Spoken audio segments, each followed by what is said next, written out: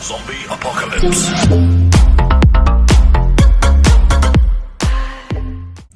What's going on, YouTube? Welcome back to another video. This is 6 Scale Economist, and in today's video we're going to be reviewing the Remnant Stormtrooper from The Mandalorian.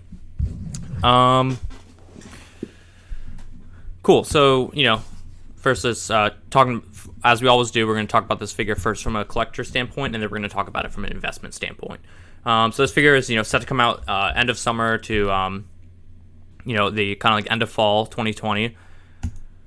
So just taking this figure first. So, obviously these stormtroopers are like the stormtroopers from the show, and they're supposed to be like stormtroopers like post the fall of the Empire, and so they're kind of like bruised up and like beaten up, and not the stormtroopers they once were.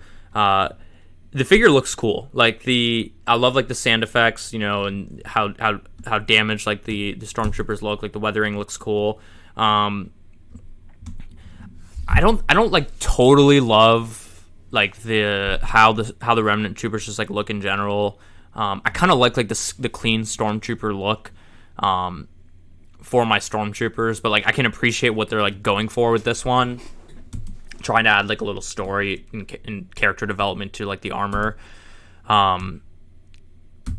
You get like the standard gun, like they're kind of just showing him in like different poses, like, but it's kind of like highlighting like the lack of accessories that he comes with. We've seen it before. It's just the same stormtrooper, with like different like paint and weathering to make it like the Remnant Stormtrooper. Like it was kind of like a no-brainer for Hot Toys to make, which is fine. Like they're a company, they have to make money, and I respect that. And I think it's going to appeal to a lot of people. Obviously you get the same like fabric under the armor, so it's like very posable. Like Hot Toys is very cognizant of doing that, and that's fantastic. For posing. That's basically it. I think how many photos? It's 14 photos. So like, here's everything that he comes with. It's basically what you would expect. He comes with his gun, some hands, and a display base. You can't really ask for that much more for like a stormtrooper, but like, it is $205. For standard stormtroopers, we have seen like the price usually be like $189, like the Return of the Jedi stormtrooper. If they're going to come with essentially nothing, they're just coming with the standard stuff. I kind of would have liked for it to have been $189, just at least be under the $200 mark. But I guess I get it. Like it has like more detail and whatever, and like Hot Toys, prices are always inflating, so of course like they have to like continuously increase their prices. But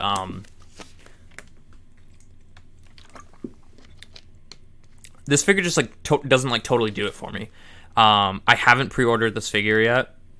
I don't think I plan to, just because I'm not totally sure what I would display him with.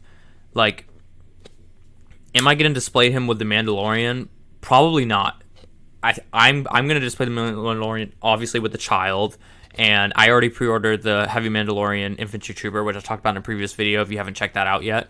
I'm probably going to display him with him, or just alone with Baby Yoda. But like, I don't really need this stormtrooper. Like, you could display him like two stormtroopers like behind him or something, but behind the Mandalorian. But like, there's probably like other better things you could display it with. And then like, the upside for this figure in terms of like displayability, I mean, like, if they release Moff Gideon from the show, which I hope they do, and I expect that they will, and let me tell you, that figure is going to be badass, and that is going to be a great figure, especially, it comes with the Darksaber and everything. Like, I'm ready for them to release that whenever they're ready.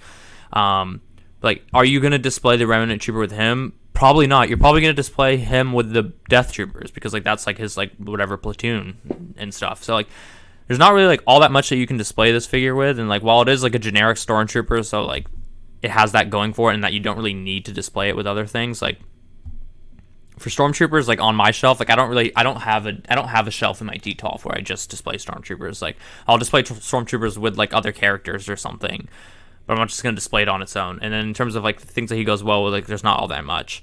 And then the other downside for me for this figure is like, it is just a stormtrooper. It's so oversupplied. I get it that it's like different from other stormtroopers, but it's also like not different in like a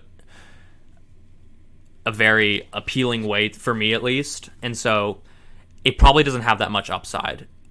Could you lose, money on this figure? You actually probably could a little bit. Like, you're 205, you're looking at 215. You're probably looking at 230-ish, 235-ish all in shipping and tax for this figure.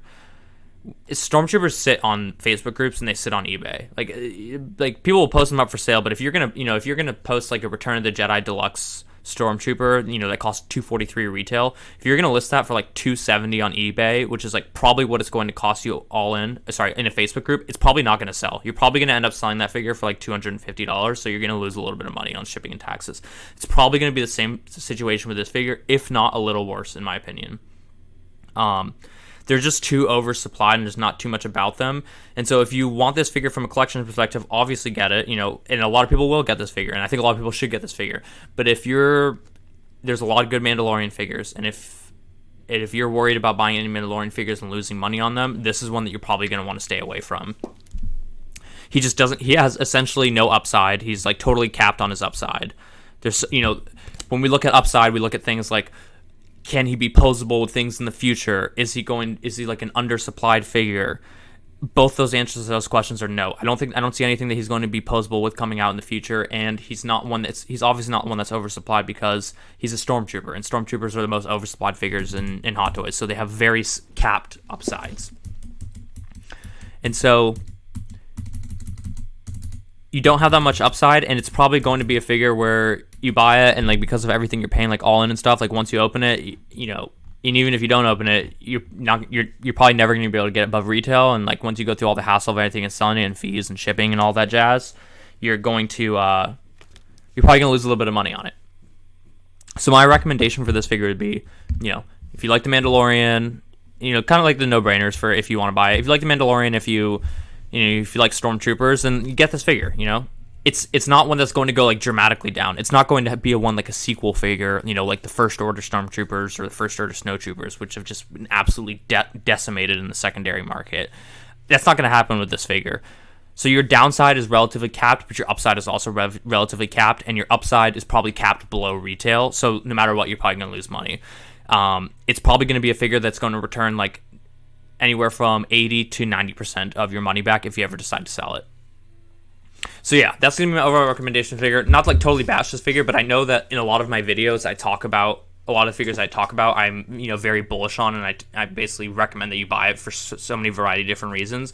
But I think that it's good to also have this video out and talk about another figure in perspective, just to make sure that you understand that not every single hot toy is a buy from a collection and investment perspective. There are some lemons in hot toys that are going to appeal to people who are just all collectors. And at the end of the day, we all are collectors, and that's what we're here for. But it's always important to be cognizant of what you're purchasing when you're collecting, when your hobby is something as expensive as collecting hot toys.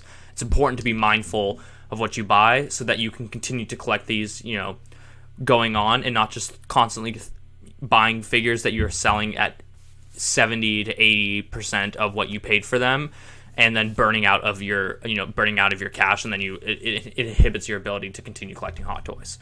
So for me, this figure is cold, and it's going to be a pass for me, but that's just my opinion. And always happy to hear everybody's feedback in the comment section. You guys have been so supportive, so I appreciate that. Please keep liking and commenting. I love hearing everybody's opinion. I always reply to everybody.